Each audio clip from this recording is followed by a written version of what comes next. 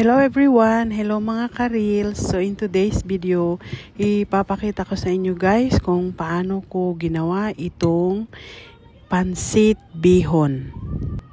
Yung unang ginawa ko guys is bihon at kanton. So ito naman ay bihon lamang. Ingredients, kailangan ang bawang, onions o sibuyas, red pepper, carrots, cabbage o repolyo, at saka ang gagamitin ko dito is roasted chicken. Kakailanganin din ang soy sauce, paminta or black pepper, chicken cubes, bihon. Ito yung klase ng bihon na ginamit ko guys. Sa mainit na kawali, maglalagay ako ng konting mantika. Start na akong magluto, so ilalagay ko na yung bawang.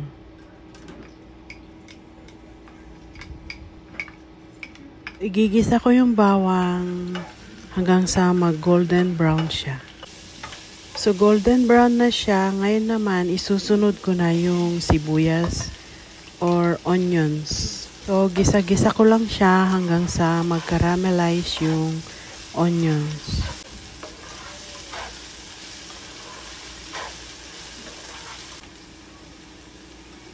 So, okay na yung onions. Brown na siya. Ngayon naman, isusunod ko yung carrots. Siyempre, mauuna yung carrots, guys, kasi yun ang pinakamatagal na maluto.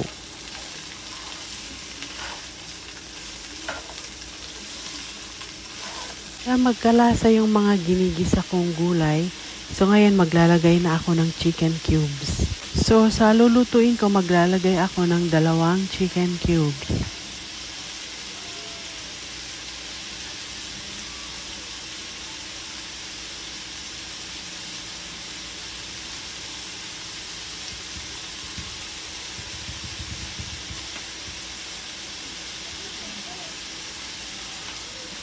At magdadagdag na rin ako ng paminta.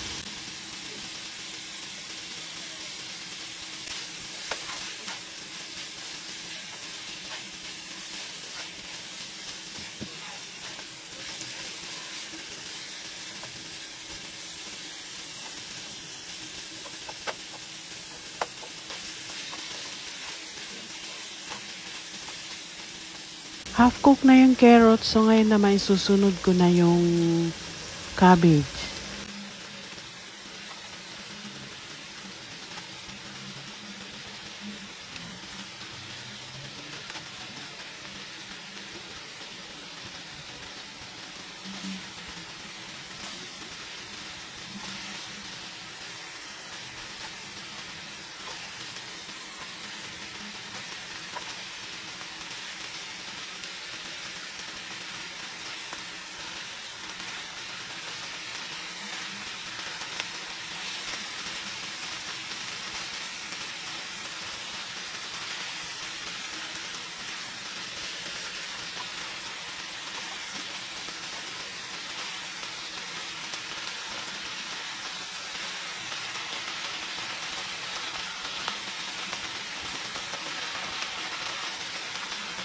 So half cook na rin yung cabbage, so isusunod ko na yung red pepper.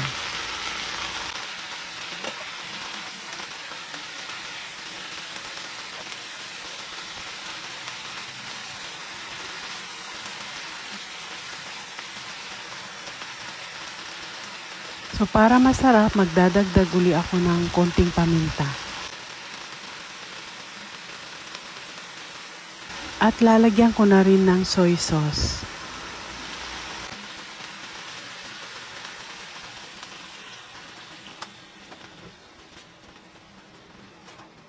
So igigisa-gisa ko lang siya and then isusunod ko na yung karne ng manok.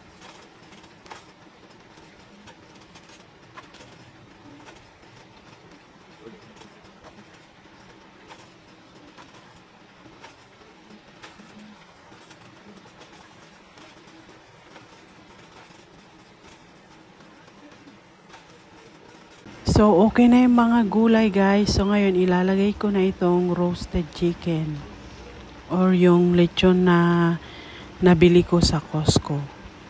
Yun na lang ang ginamit ko kasi para hindi na ako maghiwa-hiwa. At saka masarap din siyang ihalo sa pansit.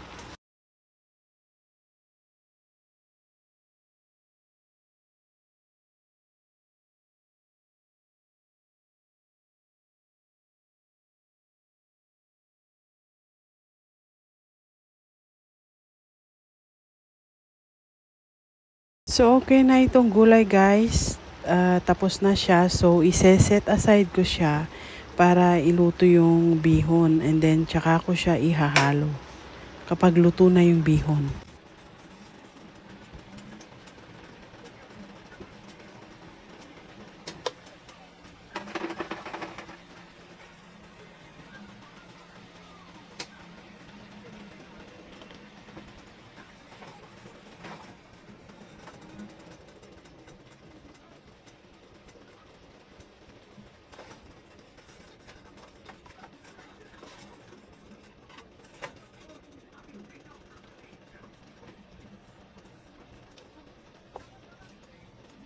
So, ito na yung natirang sauce ng pinaggisaan ng gulay guys. Magdadagdag ako ngayon ng tubig at saka chicken cubes, soy sauce at paminta para may lasa din yung bihon na iluluto ko. Dahil naglagay ako ng isang chicken cubes, konting soy sauce lang ang ilalagay ko guys para hindi siya maging maalat at konting paminta. Hahayaan ko siyang kumulo and then saka ko iluluto yung bihon.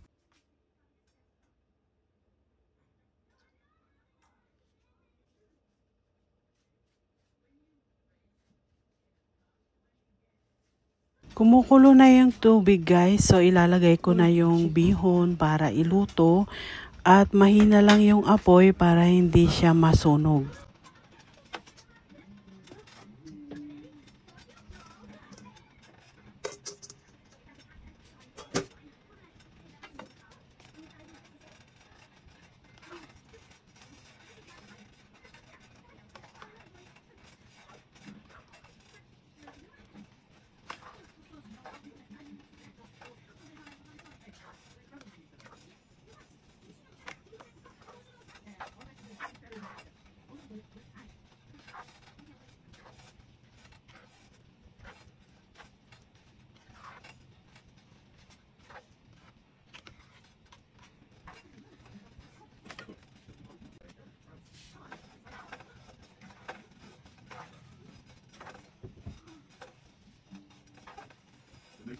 Yeah.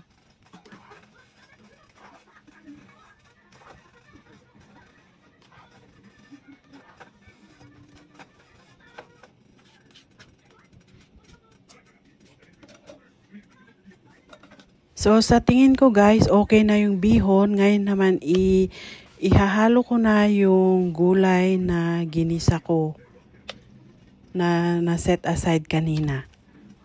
Ihalo-halo ko lang siya and then, ganun lang.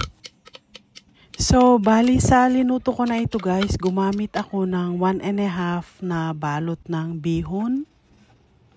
At saka kalahati ng maliit na cabbage o repolyo, kalahati ng malaking red pepper. Tsaka medyo marami yung carrots. Yung maliliit, gumamit ako ng 5 piraso. Tsaka 3 chicken cubes. Pwede kayong gumamit ng chicken cubes. Pwede rin yung chicken broth, yung nakapak. Pwede rin yun pag walang chicken cubes.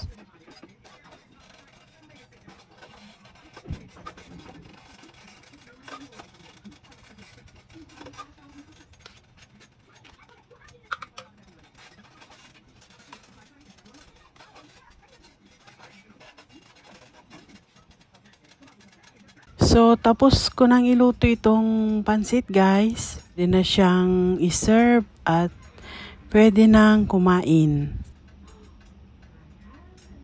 So, ayan, nakaserve na guys. Kain po tayo. Thank you so much for watching. See you on my next one. Bye!